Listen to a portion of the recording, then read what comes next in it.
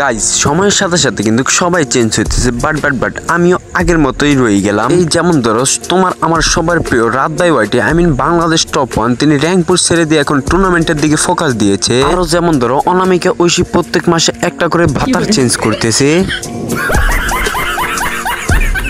তো এখন কথার মধ্যে কথা হচ্ছে যে সবাই তো সময়ের সাথে সাথে চেঞ্জ হয় বাট আমরা কিভাবে সময়ের সাথে সাথে চেঞ্জ হব। যেমন ধরো এখন সবাই র্যাঙ্ক পুশ ছেড়ে দিয়ে টুর্নামেন্টের দিয়ে ফোকাস দিয়েছে বাট আমরা সেই সোশ্যাল পুশেই ব্যস্ত আছি। অনেক পাবলিক এসে বলবে ভাই সোশ্যাল পুশ জীবনে তো প্রথম শুনলাম এই সোশ্যাল পুশের নাম। তাদের উদ্দেশ্যে বলতে চাই ভাই সোশ্যাল পুশ হচ্ছে ফ্রি ফায়ারের মধ্যে একটা ম্যাপ আছে যেখানে শুধু মাইয়া থাকে, মানে মাইয়া পটানো যায়, সেটাকেই বলা হয় সোশ্যাল। আর আমরা সেই কাজটাই করতেছিলাম, তার জন্য আমরা এখন সোশ্যাল পুশই দিতেছিলাম।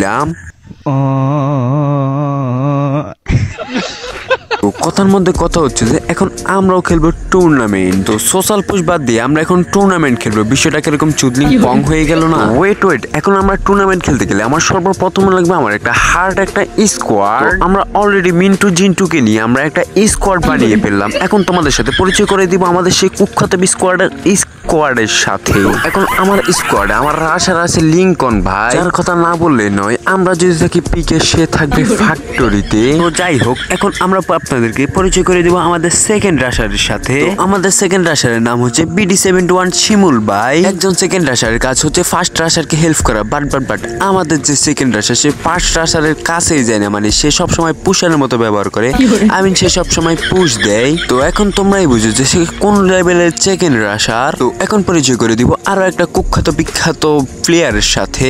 প্রত্যেকটা স্কোয়াডে কিন্তু একটা করে স্নাইপার প্লেয়ার থাকে বাট আমাদের স্কোয়াডও আছে। তো আমাদের স্নাইপার প্লেয়ারের কথা না বললে নয়, তার নাম হচ্ছে এমডি সাকিব অ্যাশ, মানে তার গার্লফ্রেন্ডের নামটাও এখানে দিয়ে দিয়েছে। তো আমাদের এই কুখ্যাত বিখ্যাত স্নাইপার প্লেয়ারের একটা গুণ বলি তোমাদেরকে। আমাদের এই কুখ্যাত বিখ্যাত স্নাইপার প্লেয়ার সে নাকি পুরো ম্যাপে কোনো স্নাইপারই খুঁজে পায় না। তাহলে বুঝো সে শালা কত বড় স্নাইপার প্লেয়ার।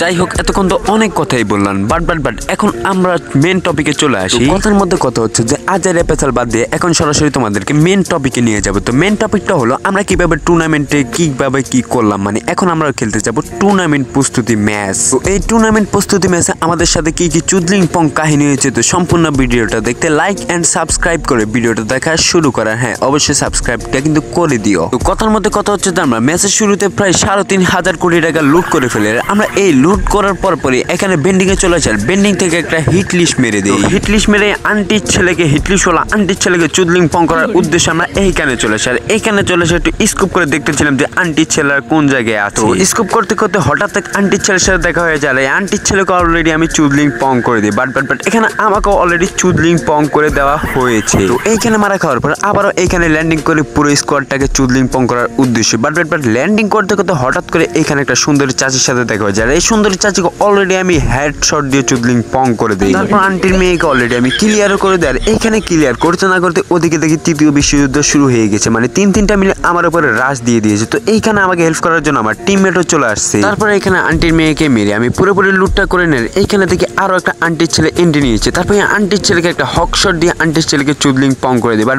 আন্টির ছেলে আমাকে চুদলিং পং করার চেষ্টা করে। তারপরে এখানে আমি আন্টির ছেলেকে 5 শট দিয়ে ক্লিয়ারও করে দেয়। আর ক্লিয়ার করতে না করতে আরো একটা আন্টির ছেলে এন্ট্রি হলো। তারপরে আন্টির ছেলেকে আমি অলরেডি চুদলিং পং করে দিই ড্রাগনের বাংলা জাতা মেরে। তারপর আমি বলি আমি যে লেভেলের প্রো প্লেয়ার এরকম 3-4টা স্কোয়াড আমার একাই লাগে বাট এখানে আরো একটা আন্টির ছেলের গাড়ি ফাটিয়ে দিলাম। তারপরে আন্টির ছেলেকে যখনই মারতে যাবো তখন আন্টির ছেলে এখানে ওয়াল মেরে দেয়।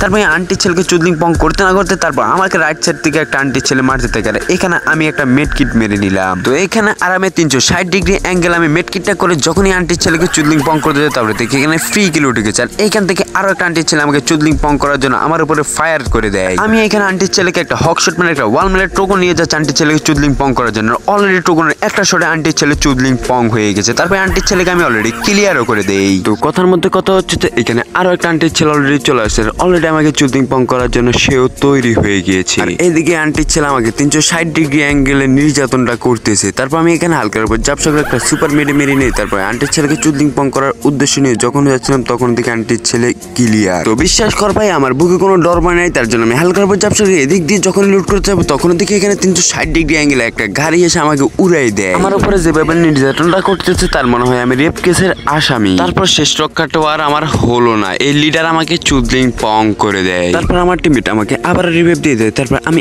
আবার নেমে যাই আমার সেই লুট বক্সের কাছে। তারপর এখানে হালকা করে জবসে আমি এখান থেকে লুট টুট করে নেই। বিশ্বাস করবে আমার মনে কোনো ডর ভয় নাই, তার জন্য আমি গাঞ্জা টানতে টানতে সরাসরি গাড়িটার কাছে চলে যাইতেছি। মানে এইখান থেকে পিছন থেকে আরো একটা এনিমি আমাকে চুদলিং পং করার জন্য বসে আছে। তো একবার ভাবা যায় এই জন্য ওই হালা এইখানে আমাকে মারার জন্য বসে আছে। এই হালা মনে হয় লুটটা নিতে আইছে, তার জন্য আমি হালকা করে জবসে হালার জন্য অপেক্ষা করতে থাকি।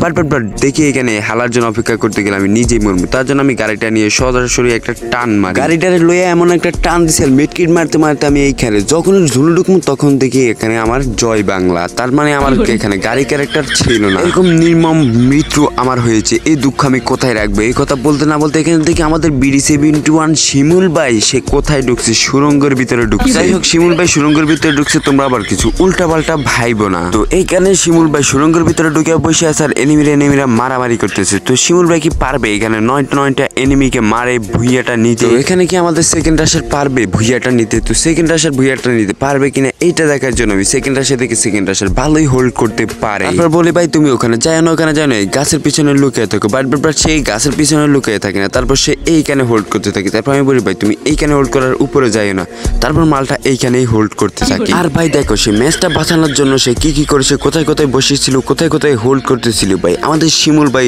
1 নম্বরের ভাই পুশার, যার কথা না বলে না, সে সেকেন্ড রাশার চাইতে পুশ বেশি দেয়। মানে সে একজন সেকেন্ড রাশার, তার রোল হচ্ছে সেকেন্ড রাশার। বারবার সে সবসময় পুশই দেয়, জন্য বারবার আমাদের স্কোয়াডের জয় বাংলা হয়ে যায়। তার জন্য এখানে শিমুল ভাই হালকার উপর চাপসা করে একটু সামনে আগাইতেছিল, বলতেছিল 2-1টা এনিমি আমার এমনিতেই লাগে। হালাই মুখে এই কথা বলে, তারপর হালাই দেখে এইখানে হোল্ড করতে থাকে এনিমির জন্য। আর এনিমিও এখানে চলে আসে, এখানে এনিমিরা ফাইট করে হালা বসে তামাশা দেখে। তো দীর্ঘ কয়েক বছর পরে শিমুল ভাইয়ের কাছে একটা আন্টির ছেলে আসে, জয় বাংলা শিমুল ভাইকে কেউ সামলাতো, এইখানে শিমুল ভাইকে সামলিয়ে দিয়ে। ভিডিওটি কেমন হয়েছে অবশ্যই কমেন্টে জানিয়ে দিবেন। আর হ্যাঁ, লাইক এন্ড সাবস্ক্রাইব করতে কিন্তু অবশ্যই ভুলবেন না। আল্লাহ হাফেজ।